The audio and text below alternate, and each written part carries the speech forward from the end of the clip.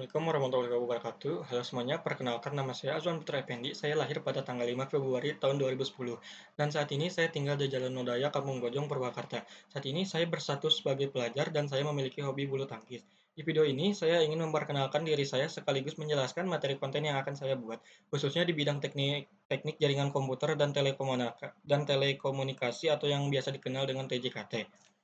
Pertama, saya ingin sedikit bercerita tentang diri saya. Saya adalah seorang pelajar yang tertarik dengan dunia teknologi komputer dan jaringan. Di era digital seperti sekarang, hampir semua aktivitas manusia tidak bisa lepas dari jaringan komputer dan internet. Hal inilah yang membuat saya tertarik untuk mempelajari bagaimana jaringan bekerja, bagaimana perangkat saling terhubung, dan bagaimana data bisa dikirim dari satu tempat ke tempat lain dengan cepat dan aman. Selain belajar, saya juga mengisi waktu luang dengan bermain bulu tangkis. Menurut saya olahraga penting untuk menjaga kesehatan dan melatih kedisiplinan, sama seperti belajar jaringan yang membutuhkan fokus dan ketelitian. Selanjutnya, saya akan menjelaskan materi-materi yang akan saya bahas dalam konten saya. Materi ini disusun dari dasar hingga lanjutan, agar mudah dipahami oleh pelajar maupun pemula. Materi yang pertama adalah network fundamental. Pada bagian ini, saya akan membahas pengertian jaringan komputer, jenis-jenis jaringan seperti LAN, MAN, dan WAN, serta perangkat dasar jaringan materi. Materi ini penting sebagai fondasi sebelum masuk ke materi yang lebih teknis.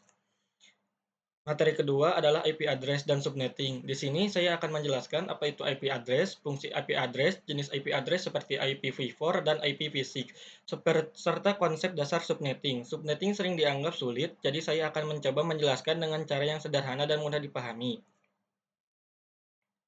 Materi berikutnya adalah pengenalan dan basic Cisco. Pada materi ini, saya akan membahas perangkat Cisco, pengenalan Cisco Packet Tracer, serta perintah-perintah dasar yang sering digunakan dalam konfigurasi jaringan.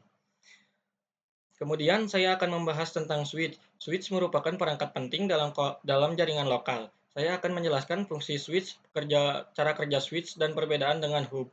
Setelah itu, saya akan masuk ke materi VLAN dan trunking. Materi ini membahas cara membagi jaringan menjadi beberapa bagian logis agar lebih rapi, aman, dan efisien. Saya juga menjelaskan apa itu trunking dan fungsinya dalam jaringan. Materi selanjutnya adalah menghubungkan antara VLAN di bagian ini.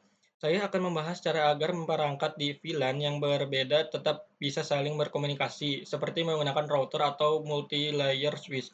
Kemudian ada materi remote access. Remote access memungkinkan kita mengakses jaringan atau perangkat dari jarak jauh. Saya akan menjelaskan konsep remote access serta penggunaan dan contohnya. Materi berikutnya adalah VLAN Trunking Protocol atau VTP. VTP digunakan untuk mengelola VLAN secara terpusat. Saya akan menjelaskan fungsi, mode VTP, dan kelebihan penggunaannya. Selanjutnya, saya akan membahas port security. Materi ini berkaitan dengan keamanan jaringan, yaitu bagaimana cara membatasi perangkat yang boleh terhubung ke port switch agar jaringan lebih aman. Kemudian ada Spanning Tree Protocol. Materi ini membahas cara mencegah looping dalam jaringan yang memiliki banyak switch. Saya akan menjelaskan konsep STP secara sederhana agar mudah dipahami. Materi berikutnya adalah Enter-Channel. Enter-Channel digunakan untuk menggabungkan beberapa link fisik menjadi satu link logis agar bandwidth lebih besar dan koneksi lebih stabil.